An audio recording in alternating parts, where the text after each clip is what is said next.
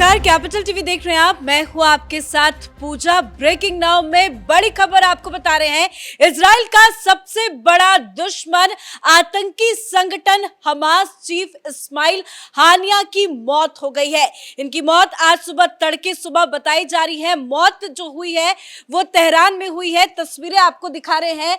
ये इस्माइल हानिया है जिसे हमास का मुख्य साजिशकर्ता बताया जाता है और इसकी मौत को लेकर पूरे देश में राजनीति शुरू हो गई है।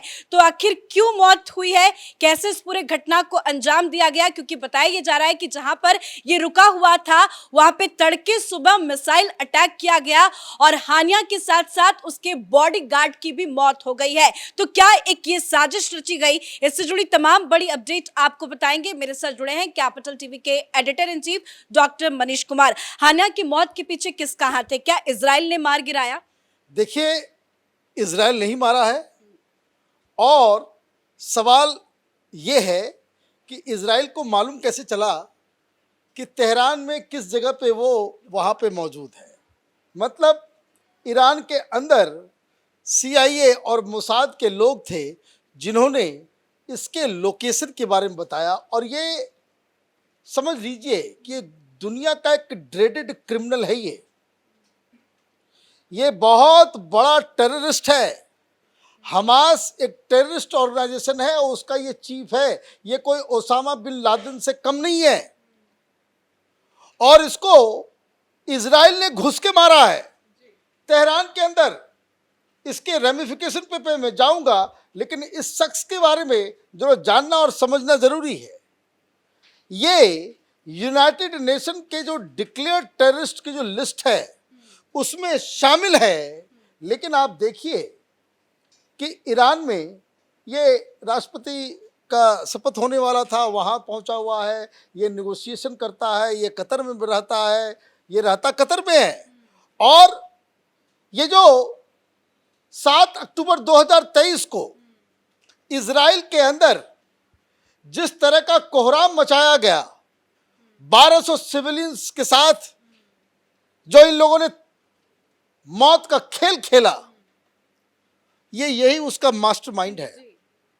क्योंकि ये लगातार शुरू से कह रहा है कि इजराइल से बातचीत से नहीं, हम हिंसा के रास्ते से ही अपनी और बात मौत के खेल के बाद किस तरह से जश्न बनाया गया था, इसका ये वीडियो भी काफी वायरल हुआ था जिसमें सब लोग जश्न मना रहे थे कि अच्छा हुआ कि लोग मारे गए। और इसलिए इजराइल ने कह दिया था कि हम छोड़ेंगे नहीं।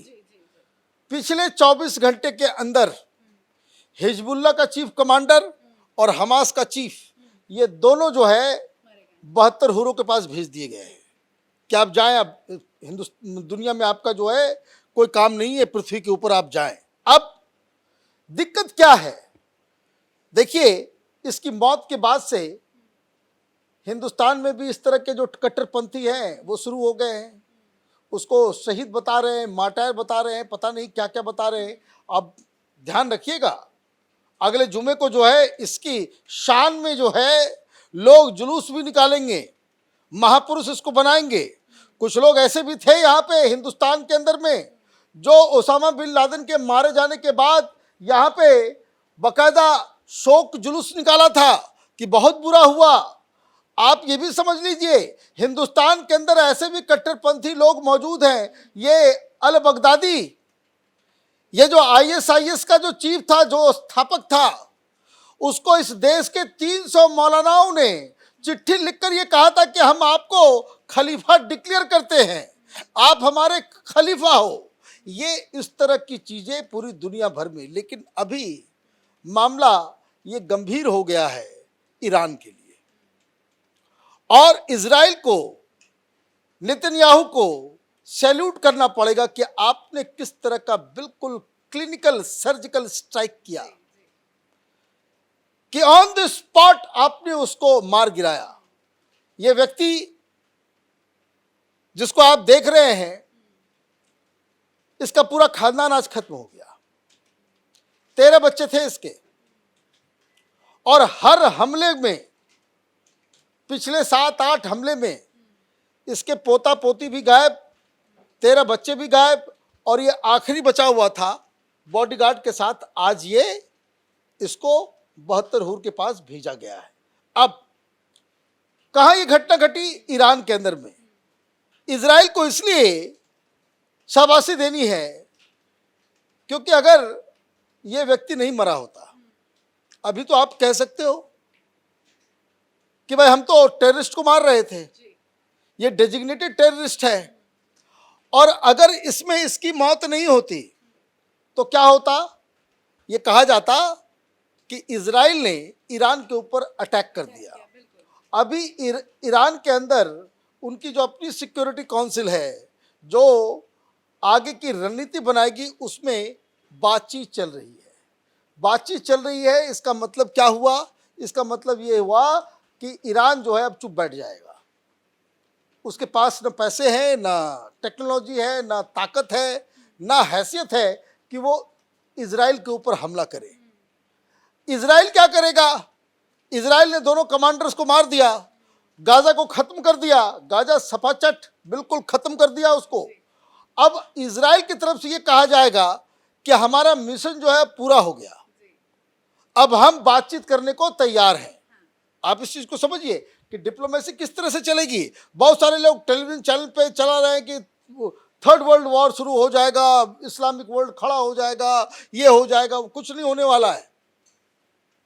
वॉर लड़ने के लिए पैसे चाहिए, ईरान के पास पैसे लेकिन नहीं हमास ने जो धमकी दी है कि खून का बदला खून से लेंगे, क्या कुछ और कुछ है। बड़ा देखिए, हमास में तो आपस में ये लोग लड़ेंगे कि एक लीडर खत्म होता है तो दूसरा कौन बनेगा, और दूसरा जो बनेगा वो भी लाइन। भाई आप देखिए, इसके जितने आगे के पीछे के 10 थे, इजराइल ने उसको खत्म कर दिया है। दूसरा दिक्कत यह है कि जो कोई भी बनने की कोशिश करेगा कि भाई, तो उसका मतलब है कि इजराइल के टारगेट पे वो आ जाएगा। तो अभी तो सक्सेशन की कहानी अलग है। वो हमास के पास ये शक्ति नहीं है कि आप इजराइल के ऊपर कब्जा कर लेंगे। भाई गाजा के अंदर घुस घुस के मार रहे हैं इजराइल वाले। आपने क्या कर लिया? पूरा जमींदोज कर दिया, पूरा का पूरा जो है 40,000 लोगों को मारा है। इजराइल ने 40,000 लोगों को गाजा में खत्म कर दिया। 90,000 लोग जो है वो पलायन कर चुके, भाग गए। पूरा गाजा खाली है। अब मौत का बदला, आप जब इसका बदला नहीं ले पा रहे, उसका मतलब क्या? आपकी पूरी संगठन, जैसे होता क्या है कि टेररिस्ट ऑर्गेनाइजेशन इस तरह का जब होता है, भाई कौन अभी अलकायदा को जान रहा है? अलकायदा खत्म ऑलमोस्ट है, तो कहाँ है, क्या है, नहीं है। क्यों? बिन लादेन खत्म हुआ, अलकायदा खत्म हो गया, ये अल बगदादी खत्म हुआ, आईएसआईएस जो है वो अलग अलग रूप में निकल गया। लेकिन वो एक जो फोर्स जिसको कह सकते हैं कि भाई कि इराक पे कब्जा कर ले, सीरिया पे कब्जा कर ले, उस तरह का तो था नहीं। तो ये हमास का लीडर मरा तो हमास की भी शक्ति जो वो खत्म हो जाएगी। सवाल तो ये है कि भाई अब आप इजराइल को कैसे डील करेंगे? इजराइल ने ये काम करके अपना काम तो उसने कर लिया कि गाजा को भी खत्म कर दिया, और आपने हिजबुल्ला और हमास के चीफ को जो है आपने खत्म करके उड़ा दिया।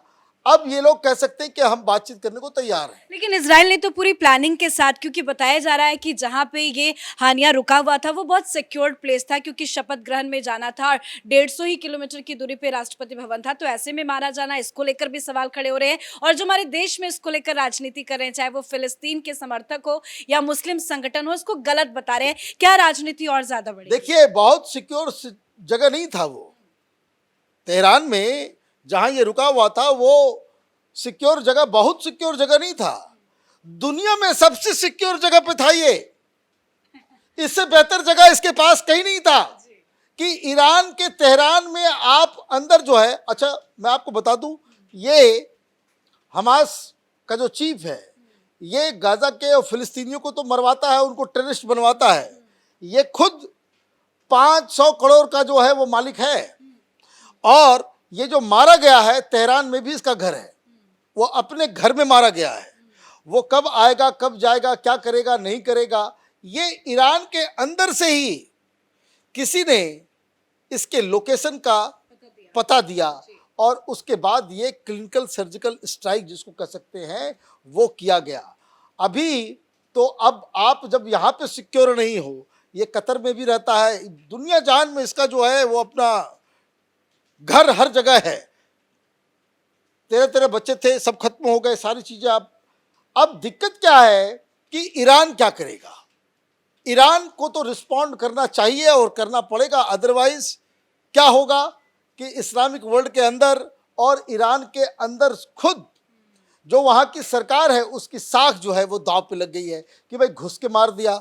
जैसे पाकिस्तान में क्या हुआ, पाकिस्तान की आर्मी का मोराल कब से बिल्कुल खत्म हो गया, जब से अमेरिका वालों ने घुस के मारा ओसामा बिन लादेन को।